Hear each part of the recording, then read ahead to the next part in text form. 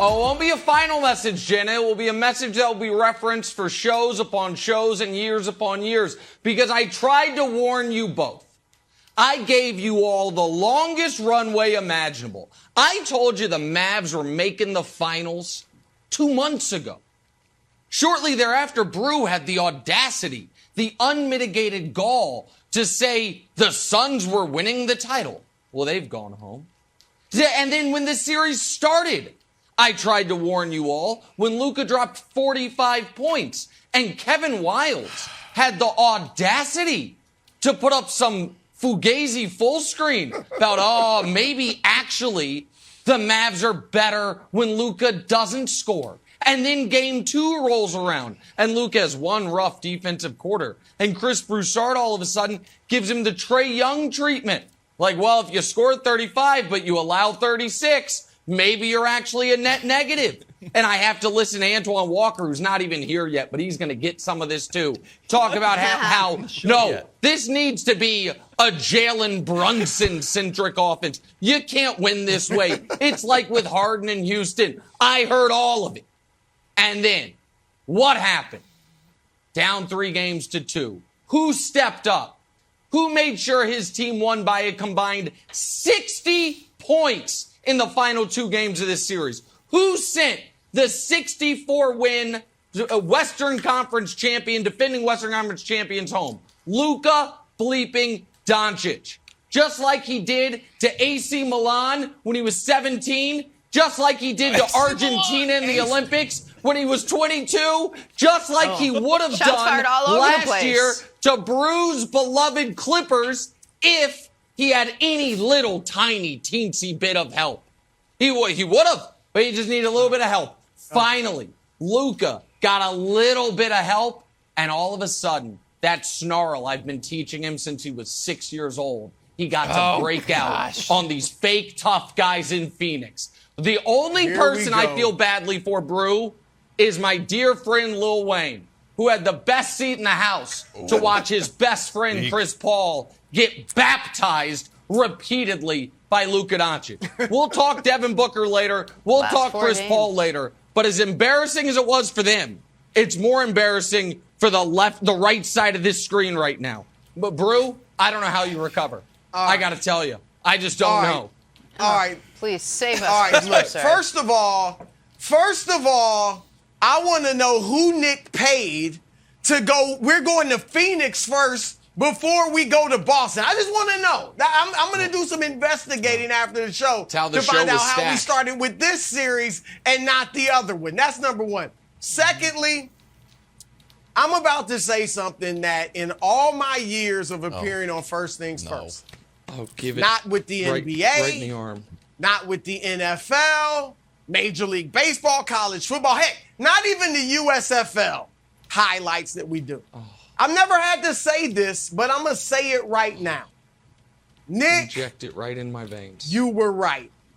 You were right. I'm going to give you your props. Congratulations. You were right. I'm going to give you your, have your day, have your fun. Now, in truth, we all know you weren't as cocksure and vainglorious as you're acting right now. I mean, after game 2, you were all but begging me for a legitimate olive branch. I didn't give you one. I should have gave you a legitimate olive branch. I bet you would have taken it. Secondly, you mentioned your boy Lil Wayne. Lil Wayne offered you. He was ready to make you a rich man, richer than you already are. And you wouldn't take it.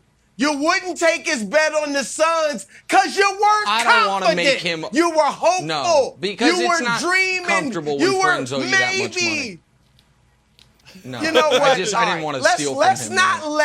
Let's not let the details ruin the good narrative. The bottom line is Luka and the Mavs Wilds got it done. I got to give props to Jason Kidd. Great adjustments, particularly defensively and emotionally. We talked about this.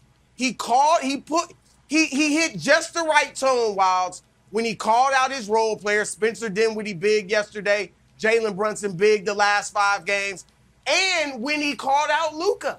because after game 2, he called him out about his defense. Luka got better. I'm going to give them their props. The only saving grace for me is that the only person in the media that likes Luka Doncic more than me is Nick Wright. So I ain't mad to watch Luka. I've called him Luka Legend, New Age Larry Bird, so I can live with Luka doing this thing. All right. That's true. Wilds is the only real Luka hater on the show. Brew likes it. I'm not Wilds, a on the other Luka hand, hater. Wilds, do you have Suns in 9 now? I'm not a Luka hater. Is it Suns in 9? I am just saying it's... What do you call that? I'm not ready to say he's like Larry Bird for getting to the Western Conference Finals. That's it. I'm not ready to say he's a legend all of a sudden for getting to the Western Conference Finals. Look it up. Here's what makes today even worse. Even worse, Jenna. Nick wasn't just right about Luka. He was also right about Devin Booker.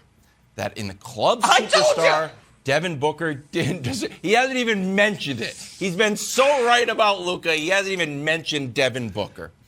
And you can't talk about this game and how great Dallas played, and it's a great comeback, without talking about the historical meltdown from these Suns.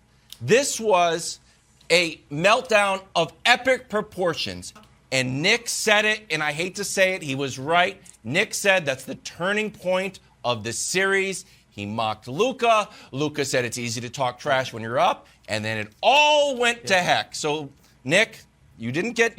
You're actually, in your obnoxiousness, you were actually being humble because you got 2 things right, not 1. I can't believe I'm saying a third thing. I call you back to Friday, the very end of the show. Your old buddy Nick Wright said an underrated important part of Game 6 was Spencer Dinwiddie all of a sudden found his stroke. And what happened when the game was getting blown open last night? Spencer Dinwiddie back from the dead. Here is the only issue I take with Wild's commentary. You called it a meltdown. Sometimes a meltdown happens and it's nobody's fault. It's like, oh my God, the cooling rods were miscalibrated. There's nothing we could have done. Sometimes the guy in charge of the whole thing has a few too many vodka sodas before he shows up to work, and the whole world is in disarray. This was a meltdown that was forced. This was a Suns meltdown due to a 2-week, 7-game-long psychological and physical warfare that Luka Doncic imposed upon this team. He got Devin Booker out here mocking him while laying on the ground. He got Chris Paul out here saying Theo Pinson's a good player too. Fun fact, Theo Pinson made as many first-half shots last night as Devin Booker and Chris Paul combined, and he was wearing a suit slightly less good-looking than mine. So, guys, I'm trying to tell you that what we're watching, we are in a historical moment. It is our responsibility, Jenna, as broadcasters, and in Broussard's case, journalists, to accurately depict the moment. We are watching one of the greatest players to ever play have his first truly great postseason. Just embrace it and let it wash over you. And the fact that as an added bonus, we're watching one of the greatest sports prognosticators to ever prognosticate have one of his greatest moments. That's just a nice thing to go along with it. Thanks for watching. Subscribe here to get the latest from the show. Also, be sure to check out more of the best clips from First Things First, or go watch a few segments from our other shows on FS1.